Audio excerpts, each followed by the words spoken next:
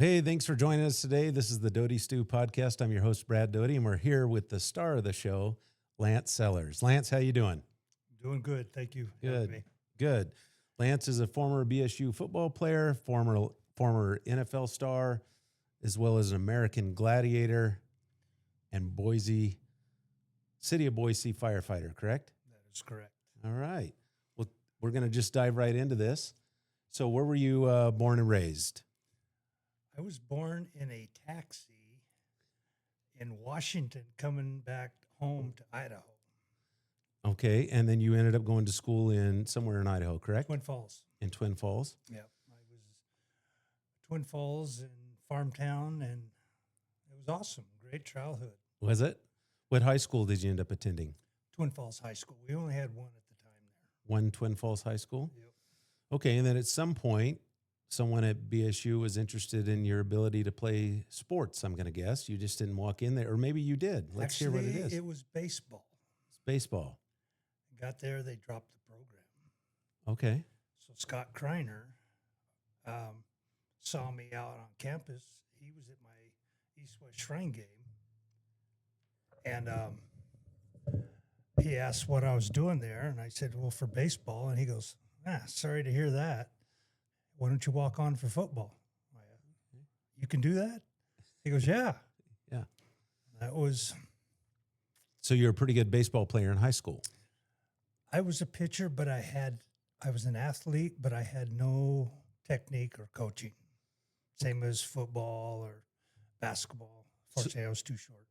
Did you play a year of baseball and then it was canceled, or you went there to play baseball and that year it was... They canceled it. They dissolved 1982. Okay. And then so you walk onto the football team and you start playing what position? I walked on the football team. I had a medically redshirt my freshman year. The reason is all the younger classmen have to do skits for the seniors after 3-a-day, 2-a-day practices. Well, I kind of put some brownies somewhere, which is strictly an outshoot. They had walnuts. They cut my inside of my lining, and I got an infection, so I had a medical red shirt my freshman year. So the walnuts in the brownies caused you to be medically disabled for a year. Cut the liner of my booty. Well, thanks for that descriptive behavior. We have no doubts now what exactly happened with that now. I've got a visual now that I don't know if I'm ever going to be able to get out of my head for now. I was supposed to be Coach Sucking Shit. Okay. Which was our head coach at the time. Yeah. Set and Sitch. So I had to turn around and do the duty in front of everybody as part of the skit, and I couldn't go so I went and grabbed brownies because I didn't want to disappoint the seniors. And I pushed brownies. Hopefully it's a little different nowadays than that skit. Hopefully they've come a little ways. Yeah. So a lot of guys know me as Walnut. I'll have to remember that. I'll have to remember Walnut. I haven't heard that story before. And then, so at some point in time, you're playing at BSU, and things are probably a little different now. There must have been a defining moment when you realized you might be pretty good at playing football too, not just baseball. Scouts started coming around and running me and everything, and I'm running a 4.49, 240, 6'3". You can still do that, right? Sure. I think I'm 6'2" now, 6'2.5", and probably a 5'4" 40 now. Yeah, yeah. Oh, that's still pretty good. I'm all titanium down through here. Yeah, and so they started coming around, and then I'm guessing at some point, most of us have never experienced this that are probably listening to this. So then how do you get notified that you have an NFL team interested in you? Back then, the computers weren't around. Right. Heck, we didn't even have phones except the rotary, push button. And the day of the draft, April, which was 2 weeks ago, you start getting calls from scouts. Okay. And said, yeah, we're interested in you. You're one of our top picks. So Dallas called me the second round. And this is during draft day. And you have to be with a phone with a long cord. Back then, sure, right? Yeah. And it was just a unique experience compared to what they do now. They didn't have the green room like they do now. And so Dallas called me on the second round, and an offensive lineman ended up going in my place. Okay. And then a few other teams. What position were you? I was an Playing at the outside time? linebacker, like a rush end. Okay. My job was strictly go after the quarterback on passes or play the run. Well, teams, I had Washington call me.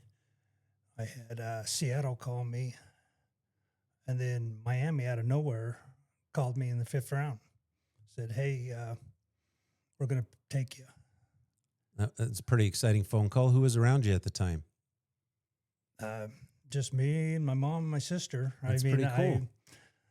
I'm a farm boy back in Twin, so I was like, you were excited. Big city, big lights. No, that's not my style. Sure. And Miami is the one you get. Well, any of them are pretty big, but yeah. So Miami. the next day, you're on the plane flying to Miami, and they broke us down for 3 days. You know, then we had to play in a celebrity golf tournament, all draft picks. But the meetings, they put me in free safety. I've never played free safety. I'm a defensive end, you know, rush in. But we have Chris Dolman there, you know, Ray Berry, Scott Studwell. I mean, Dolman. And it's like, these guys are 6'6", you know, 260. Sure. It's like, wow. Yeah. But I had speed. So that's what got me drafted, was my speed. So did you learn how to play the safety position? There was a lot of yellow laundry. I figure if you hit the receiver before the ball get there, they can't catch it. Well, that's true. I had great speed. Stopping was the problem. So I needed somebody to collide with. Yes. Yes. Yeah, I got yelled at a lot. And it didn't help matters. I hit Don Shula before the season was started in the back with a golf ball. Oh, tell us that story. So celebrity golf tournament in Miami. So all draft picks have to play in this tournament. It's like a kind of a pro-am type of thing for Miami-Dade County. Well, I'm on the driving range, and Hugh Green was there, and John Offerdahl with linebackers. All right, rookie, let's see what you get. Well, about this time, Don Shula's walking right down the sidewalk. Oops. That's okay. And, you know, of course, puff up like Tom Turkey's.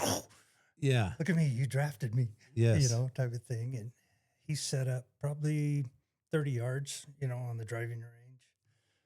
And Hugh Green said, all right, rookie, let's see what you got. Well, I never golfed before.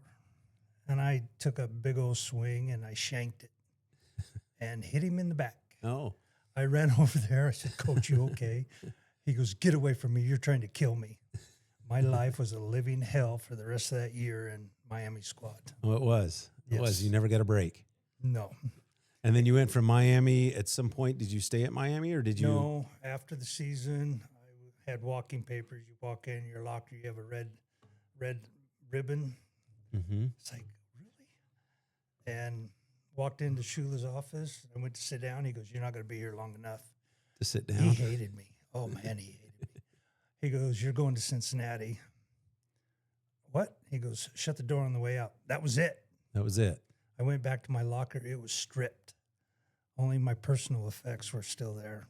That's crazy. And so next day I was on the plane to Cincinnati. Of course, the season don't start till, 4 more months. Right. And so I came home and then went back to Cincinnati, and that's the year the strike year hit. Okay. And my agent said, I wouldn't strike. Get the knowledge of their defense and play. Well, yeah, I saw the two character of Boomer Esiason, Remington, Dave Remington, the center, and a few other players.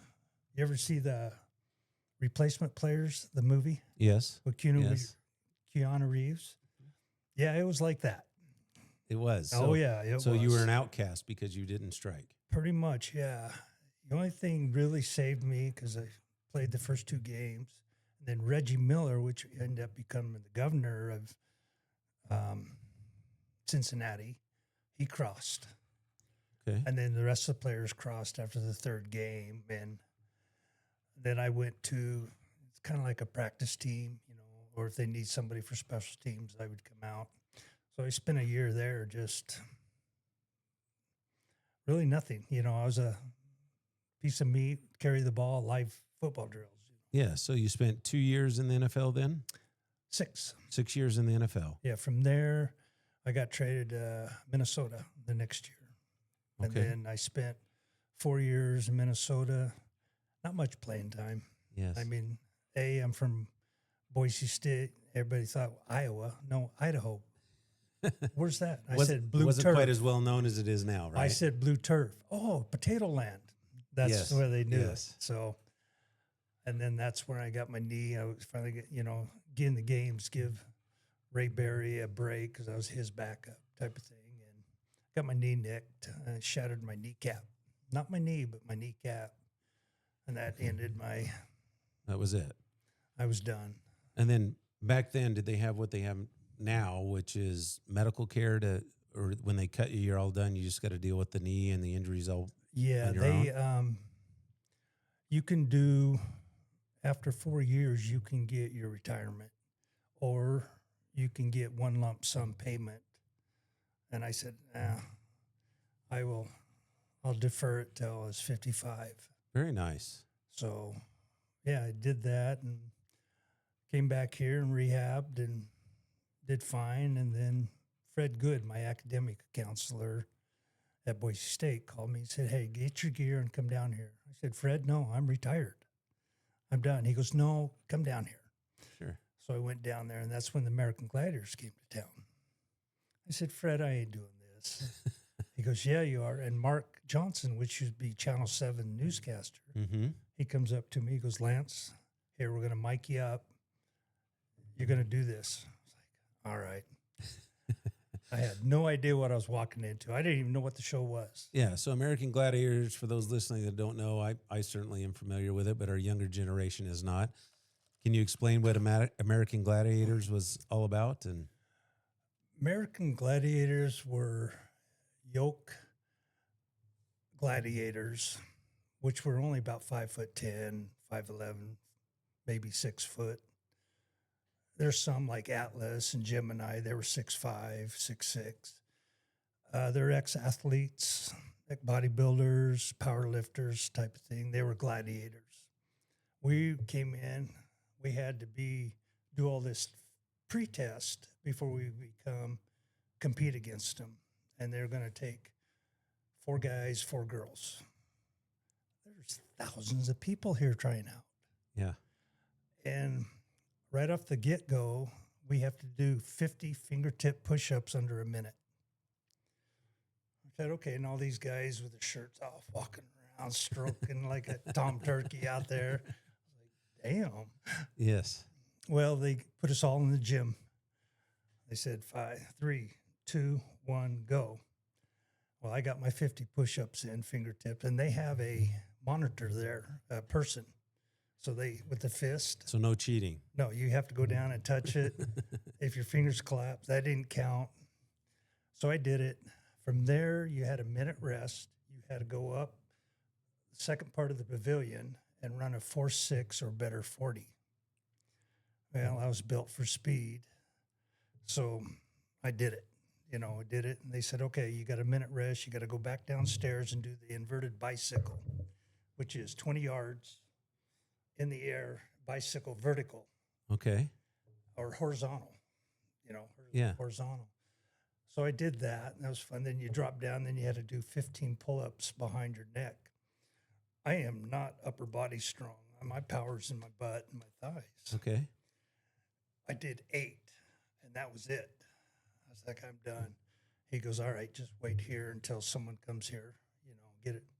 I waited 3 hours for someone. They lowered the standard or hired the standard to get contestants to compete for the show.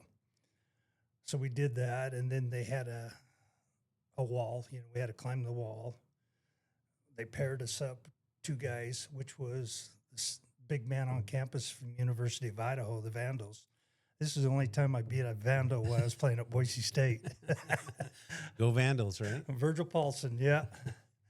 And I competed against him, and I won. And Larry Zonka and Mike Adamley were the announcers for the American Gladiator.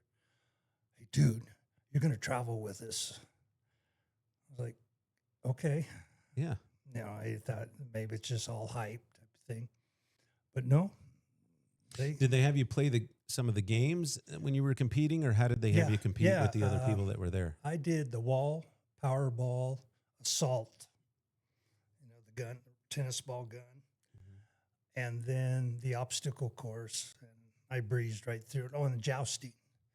So I won the wall. I won the jousting, knocked Atlas off the jousting pad. Powerball, I scored 24 points because they overlooked me because I was, 6'3", 240, but Virgil was a speedster. Now the Powerball is where you shoot the gun with the Powerball balls, or is what where was that you one? got a barrel here, 2 barrels in front, 2 barrels over there, and they got balls, and you got to put them in there with 3 gladiators. I remember that. Yes. Yeah. So I used my speed there and just rocked it. It was pretty fun. Nice. But you got tired. And then after you did the obstacle course, up the inverted staircase, then you had a zip tie over and up and over under walls and then through the crepe paper. And that was the final. And that's when I got a medallion and everything. And I thought, oh, this is pretty cool, Sure. A week later, Mike Adamley called me and said, hey, you want to go on tour? So they flew me to different states competing against their best player. And I won all through that and ended up in Trump Plaza in New Jersey for the finals.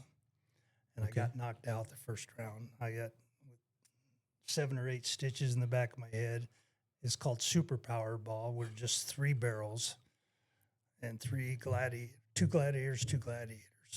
Okay. It was tough. And then what happened? How'd you get knocked out? What was up with the stitches? I went to turn, and he was actually, his weight was carrying, and he slammed me down. Back then, we didn't have helmet protection. I mean, all it was concrete with turf over it. And I hit my head, and I was knocked cuckoo. Yes. And got stitches, and then started in the loser's bracket and came all the way through. And then I lost. I took second in the final to a military guy, which he was just a superb athlete. He's a solid guy. Yeah. Yes. And then I got the offer to be a tour gladiator. I said, what's that entitle? He goes, we'll give you a name. You just travel the city like these others did, and I did it, and it was fun. Was it? How many years did you spend on American Gladiators? Just 1 year traveling. Just 1 year. And then Samuel Goldwyn had the rights to the American Gladiators. He got in a fighting match with CBS. So he took all of his marbles and went overseas with it. Oh, okay. So then you were done. Yeah, I said, I got to get my career going back in Idaho. So I came back to Idaho and taught high school for a couple of years at Nampa for the coaching aspect of it. And then eventually the fire department came knocking after many tests, and I became a firefighter, which I always wanted to do. Firefighter down in Boise. Yes. Yes. And then you spent the rest of your career there? Spent 26 years at Boise Fire, and then I retired. In the meantime, those 20 years of it, I got hooked up with Rocky Jacobson at Rocky Mountain Hunting Calls. And I figured I could talk to animals with a call.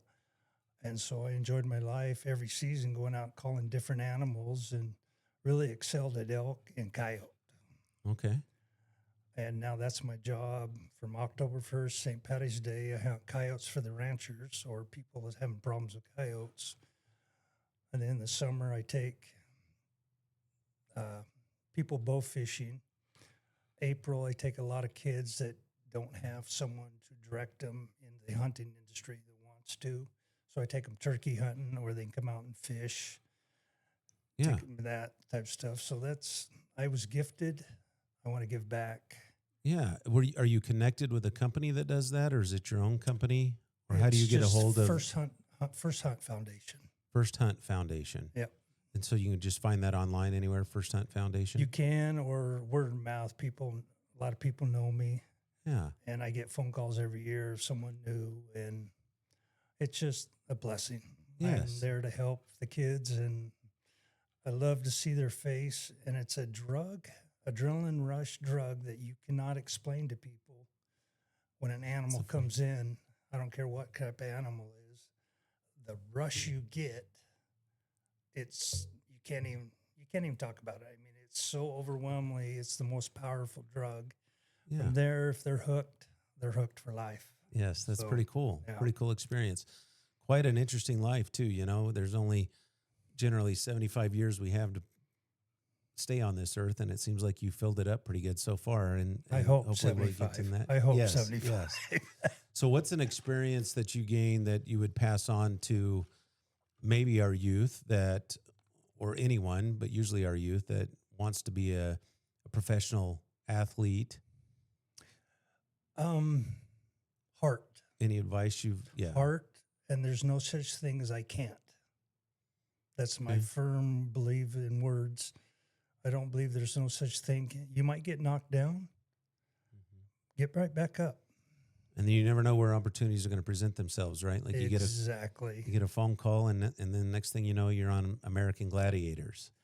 I tell kids, I don't care if it's the janitor at school, the cooks, always treat them with respect, anybody with respect.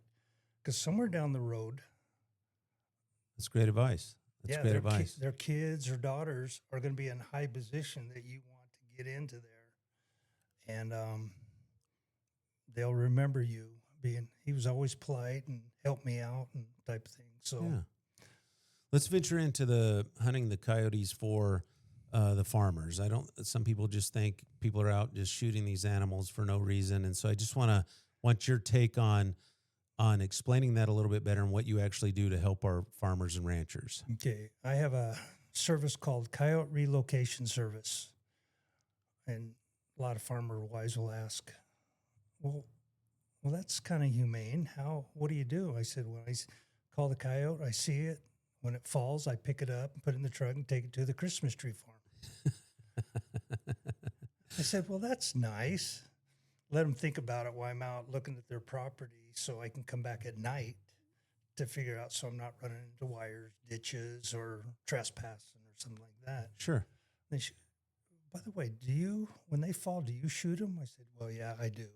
Yeah, they figured it out. But I do it for the ranchers, especially during calving season. So coyotes love afterbirth and calf crap. Okay. So much nutrients in there and everything. Well, they start eating afterbirth. If there's a calf still kind of attached to it and they get into the calf, they're tainted. Done. They're possessed, kind of like a vampire Okay. type of thing. So these ranchers, and I've gained the trust, a lot of ranchers that I call up or they call me and say, hey, I got coyote problem. So I'm out there every night, every early morning, I'm out there and I hunt at night type of thing. So all these ranchers within a 100-mile radius, I go to all these ranches, and I got a couple good friends now, like Stevie Stevenson. I know they're good with guns. Nick over in Emmett, they're good with guns. They know their background, so they're not going to be shooting kids or dogs or houses. Sure. Because some places I'm in the city limits. So you got to be smart and know exactly what your backdrop is. If it's not there, it's not worth missing and doing more damage somewhere. So it's a fine art type of thing. Have you noticed an increase in the coyote population, or are they coming down more with the growth in the state, or any change in that over the years? Coyotes just adapt. They adapt. I mean, I live over in Orchard in Midland. I got coyotes 2 or 3 times on my cameras through a year coming through the neighborhood. They're eating the cat food, same as the raccoons, dog food. You know, they adapt. So if in one area, if you shoot 10 coyotes, next year there will be 20 there. Oh. So it's how Mother Nature, well, there's got to be a certain amount of coyotes here. We're letting them all breed type of thing. Yeah. So they pair up, you know, and they breed, but if you shoot a male or female, well, it's fair game then. Okay. So there'll be a lot more pups. Yes, yes. And then you also do bow fishing. Bow fishing for carp on the river, yes, Snake River. Yeah, let's hear about that and what that experience is. What it is you take people out. Our boats have platform. Travis Vati with grins and fins, and then I guide under him. My boat is Hot Lips. So Imagine that, right? He does a lot of nighttime stuff. I do the daytime stuff. So we take people up. You get to Walters Ferry, Marsing, Homedale, Grandview, run up river, turn your motor off, turn your kicker on, your little trolling motor, and you just go with the current on the shore, and these carp are just basking in the sun. They're an invasive species, and you shoot one with eggs, there's millions of eggs that come out of them. Okay. So we're not going to ever eradicate them. Same as coyotes, same as wolves. Sure. There's just too many eggs and too much supply and demand there for them. Yeah, so they're not a natural species to Idaho. So somehow it infiltrated our water systems, and you're doing your part to help eliminate some of those. Exactly. And we don't, you go out a night or a day, and you shoot 20, 30 carp. Depends who's shooting. Well, sure. So I take archer hunters, they get so frustrated because we're so used to using pins and sights. You see a fish down there, it's like, wow, he's right at the surface. You shoot, you miss a foot over him. Okay. It's a refraction of the light type of thing. So I say a lot, you're too high. Yeah. Shoot lower. So that's a common thing during the day when I'm guiding people. Yeah, and then you just take the carp out and dispose of them. Take pictures of them, and then cut the bellies, and then feed the ecosystem, because everything under the water feeds on them. Okay. Sturgeon, catfish, Sure. crustos. Adding back to the circle of life, it sounds like. Pretty much, yeah. Yeah, and you mentioned wolves, so let's talk about that a little bit. Clearly, those were introduced while you and I have been in this state. Yes. Yes. So what experiences, maybe you can share what the ranchers are dealing with the wolves. You talked about the coyotes a little bit and what they do. Coyotes are a very worthy adversary. Wolves put them to shame. Wolves are very cunning and smart. How I hunt them, I take an old dog bed. The dog's been using for a year, peeing on it and sleeping on it, wet and everything. I'll hang that in a tree upwind, and I'll set out about 100 yards. That's the only way I've called them in, and do a couple howls, and then once you hear them in the distance howl, it's so eerie, but it's so magical. I mean, they're very, very cool dog. Yeah, and in your experience, do they just hunt for the thrill of the hunt as well? Unlike it depends if they have pups. When they're training, they're killing just to kill, to show them how to kill, to survive, type of thing. I've walked into an area and see 8 sheep, and they have not been touched, but their throat or their ham hocks are ripped out, but they're just left there to die. So just for the thrill of the hunt to teach. I call Fish and Game.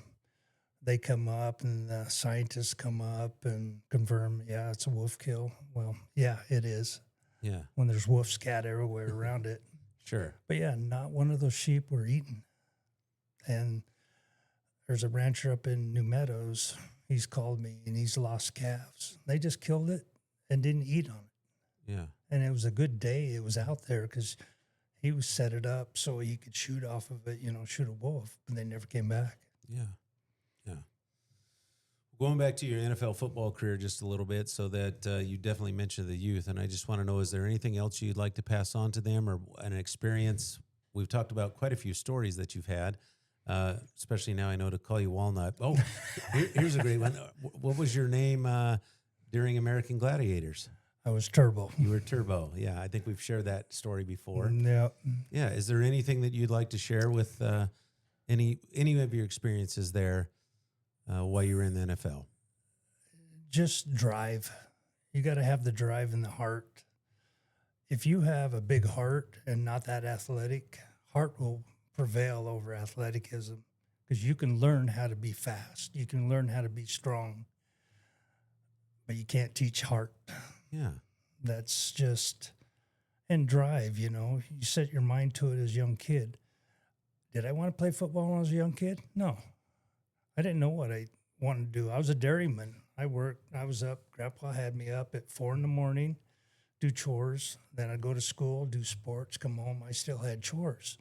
Our nearest neighbor was 5 miles away. No Xbox. They didn't even know what that is. I wish I would have invested in it back then. Yes. So discipline, clearly, and having some goals on the day, it sounds like. A lot of self-pride because you don't have a partner working out. You just got to do it. I was a farm boy, bucking hay, and sprinklers, and carrying the old sprinklers now. I wish we'd had a wheel line back then, but we never did. So, well, as you know, we had Brandon in here that has seen Bigfoot. So I'm just wanting to know what your thoughts are on Bigfoot. Have you had any encounters yourself? Encounters? No. I've covered a lot of ground in the forest and the trees, and really I wasn't looking, something like, wow, that tree's been over, pointed this way. That's a Sasquatch sign. I never seen that. Yes. I'm not going to say he's not real, but until I see him in person and see a big track. So the jamboree, archery jamboree, which is a Super Bowl of bow hunts for 3D targets. I have a Bigfoot outfit. Oh, you do? So we when we go had to you wear that today. So when we go to Stanley, that long sweeping road before Stanley, well, I'd put that on at dark, walk across the road, and there's a culvert there where I'd dump down and ran over here and see people hit their brakes. Did you see what I saw? It was a bear. No, it wasn't. So we did this for a couple times. This is when I was younger. Yeah, this is Idaho. You weren't afraid of someone shooting at you? Well, this is the story. Oh, so okay. I come walking across. Let's go do it one more time. So we had a few, adult beverages. It's like, yeah, let's go do this type of thing. Yeah. So we out there and started. Here comes a vehicle. All of a sudden, you just hear the four-banger kick in. And screech to a halt. Well, I'm already inside. All of a sudden, you hear pap, pap, pap, pap, pap, pap through the forest. That's the last time I did it. Last time. Yeah, you haven't done it since. Yeah, that's a good story for sure. Is there anything that we haven't covered today that you'd like to share? Any questions or anything that you would like to share with anyone listening that maybe I haven't asked you? No, I'm an open book, so people feel free if, in the hunting industry or they have a child that they want to learn more about the outdoors, my door's always open. Your door's always open. And could you mention the company that you work for or that you... Just under my name, Lance Sellers. That's the easiest way to get it. First Hunt Foundation, you'll have to go through vice president, the president, and they'll get the name to me type of thing, or they can just contact me direct. Okay. And I have a lot of connection with the ranchers, in the valley and outskirts that it's not like you and I growing up that you have 50 fields, you can hit all 50 in a day. Yeah. No, there's a lot of private property, and it's just, but some of these ranchers, I drive tractor for them. I drive beat truck for them. I fix fences. I look after their animals. It's one of those ones, don't ask the rancher a week before a season to hunt. You got to work on this. You got to make friendships type of thing, and free labor. Sure. There's not a rancher around that will not turn down free labor. That's true. So That's true. I've done a lot, and I enjoy it because I grew up on a dairy and a ranch type of thing. Yeah. Yeah. And so one more subject to cover. Thank you, Mitch. Mitch just reminded me there was something I wanted to cover with you. So we're a little out of order here, but I still want to know what your thoughts are on this. So since playing college football and professional football, you clearly are much aware of the NIL issue with players transferring. You're talking about heart and dedication and those things. And now if you're offered more money, they're not very dedicated to one team, it seems. And what is your perspective on that? It frustrates me. I mean, you make a commitment to a team. They did the effort to offer you and keep you as a player, and then you're gone. Right. And it's a coach's nightmare. Next year we're going to do this. We got a Will backer. We got the Mike. Oh, wait, we don't have a Will and Mike anymore. We're going to have to teach somebody or junior college transfer or hope the portal works type of thing. And our smaller schools, D1 schools, don't have the money that our Power 5 schools have. Exactly. And so a new coach coming in trying to establish themselves. Oh, they're behind the 8 ball. Right. As soon as they get a couple of good players, they're gone. Yep. These players think the grass is greener on the other side. Money-wise, yes, but integrity and pride, you've made a commitment, fulfill your commitment, then go on from there type of thing. It's interesting, but it's frustrating. So some of the changes that may be forthcoming are like you can only transfer one time. Do you think that'll help with the NIL, or are you still in the same boat where someone's going to transfer? It'll help a little. Yeah. I know a couple players that transferred 3 different colleges. Just like they were a big fish in high school. They get to college, well, you're not that big of a fish. Or if you are, then colleges are recruiting, hey, we'll give you this amount of money and everything. It's a catch-22. I mean, if you grew up with no money and type of thing, money isn't the root to everything. Happiness and knowing that you did 110% for this team and then go on from there. Yeah, and I can also understand the want for that, right? Because not every good college player is also going to make it in the NFL. No. So they chase that. I mean, there's millions of dollars involved with this. So you don't have to be a professional athlete to become a multimillionaire. So it really seems to be an issue. No, it is. I mean, and the game from high school to college is fast. From college to pro. Everyone's fast, right? Oh, my God. Well, so this is when you draft pick, they pick you up. I got picked up in a service van. I and 3 other players, Troy Stafford from Penn State, Rick Graff from Wisconsin, and then I forgot about the other guy's name, but it was a cargo van. And he was the equipment manager, came and picked us up. Right. Yeah, your draft picks. This is, are you kidding me? This is what's going on, type of thing. Yes. Back then, And then the first guy I met was his shoes unlaced, overalls type of thing. I thought, well, he's just one of the equipment guys. It was Dwight Stevenson. Yes. I didn't know anything, about it. He's an all-pro center for us. Yeah. And it's like, oh, I can beat him. Oh, no. He stuffed me a couple times, and it was like, holy heck. Not quite like Twin Falls or Boise State. No. Every athlete on that team is a big fish, type of thing, a talent. And it's just remarkable, the speed up there. Because if you hesitate one drop step when you're supposed to be rushing, that gap closes quick and you're going to get injured. Yeah. What was like your one best experience in the NFL? You spent 6 years there, so there had to be something. Intercepting Dave Craig and ran it back for a touchdown, a 17-yard touchdown.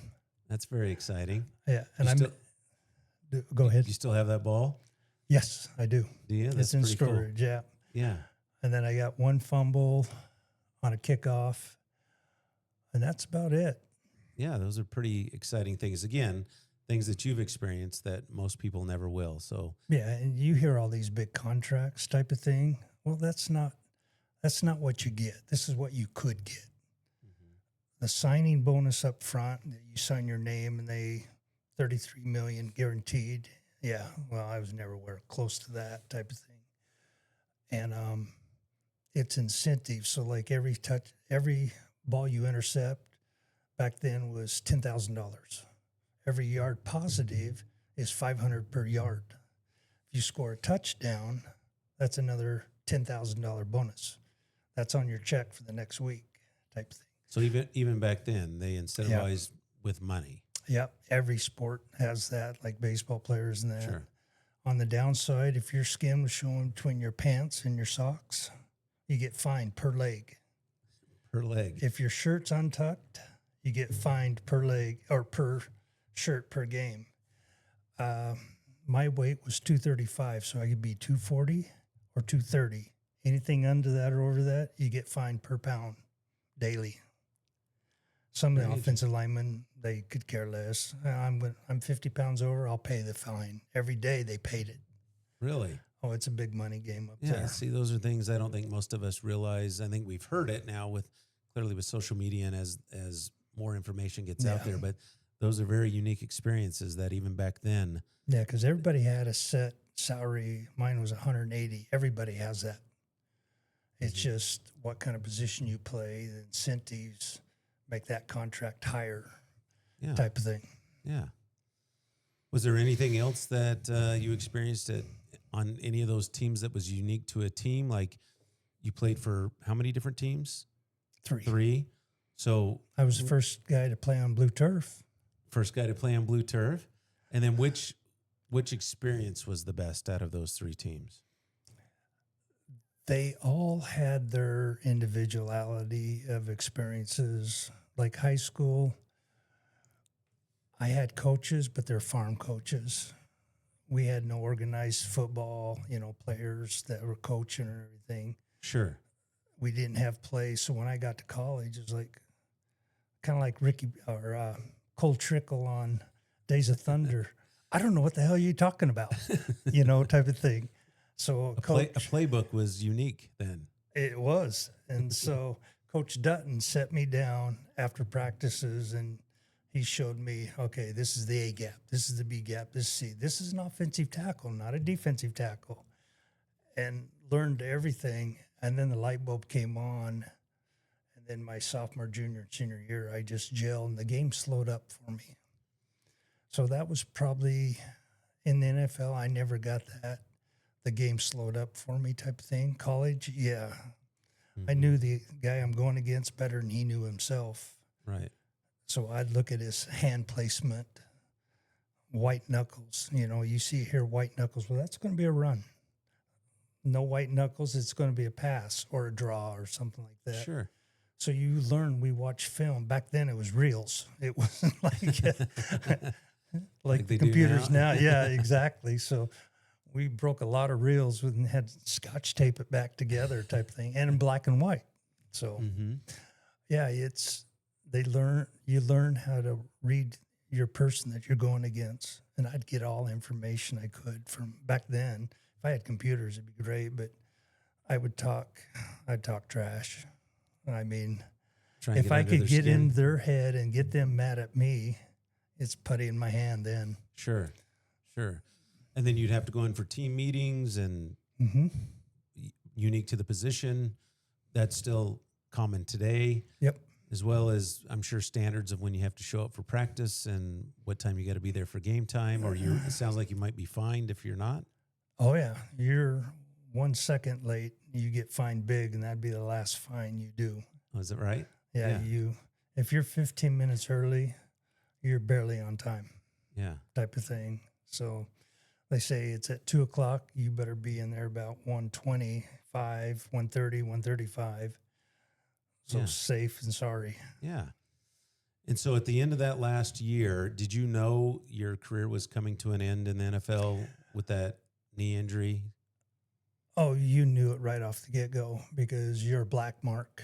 While he was injured, it's a kneecap. It's not a knee. But an injured player, and I wasn't a blue chipper. I mean, I came from Boise State, and back then those coaches were old school coaches. So if you had the Alabama, Penn State, Notre Dame, UCI markings, then you had a higher nod than from Boise State 1AA back then. Sure. Type of thing. We weren't a Division I at the time. Yeah, that's a good thing to remember as well. Yeah. Yeah. And so on those last few days, what was that experience like? Did you make the decision or did the team make the decision for you? you're kind of discarded. I mean, You can it's just tell. yeah, it's just the feeling of, you know, the coach would keep in contact with you and everything. Once that goes away, it's like, you know, I better get my career going, Yeah. you know, type of thing. And you just, back then it was just, you didn't have concussion protocols. How many That's true. fingers? Yeah. 3. You're good. Get back in there. Sure. Nowadays, it's like flag football. I mean, you can't tee off on the quarterback. If That's you right. do, it's a 50-50, you're going to get flagged type of thing. So, yeah, back in that era, it was dog eat dog. Yeah. There's been a lot of changes over the years. That's Even for during sure. practice, if you hurt a guy that's in your same position, if a guy gets hurt, you're higher up on the totem pole. That's true. So it was dog eat dog during 3 days Yes. type yes. thing. So you had to watch yourself at all times. That just got old. Got old. And so you decided to switch careers, and it sounds like you've had a wonderful life up to this point. You're helping our youth now. Oh, I have You're a great retired. life. I've seen you at the rodeo. You I help out in the rodeo you there. volunteer Yeah. there. I see you there most of the time. You so guys always make it fun when I come into the white tent. there you go. There you go. Do you have anything else you want to add before we wrap it up here today? No, thank you. All right. Well, thank you so much for joining us. We appreciate it. All right. Thanks, All right. Brad. Yeah.